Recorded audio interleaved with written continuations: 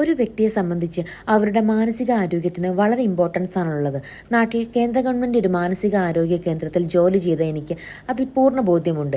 എങ്കിലും ചിലപ്പോഴൊക്കെ നമ്മൾ അറിയാതെ നമ്മുടെ മനസ്സ് ഡിസ്റ്റർബ്ഡ് ആകാറുണ്ട്.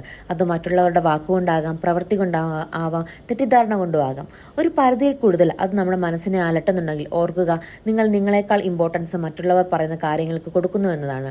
ചിലപ്പോഴെങ്കിലും നമ്മൾ അത്തരം മാനസിക സംഘർഷങ്ങളിലൂടെ കടന്നുപോയിട്ടുണ്ടാകാം. എനിക്കും അങ്ങനെ ഉണ്ടായിട്ടുണ്ട്.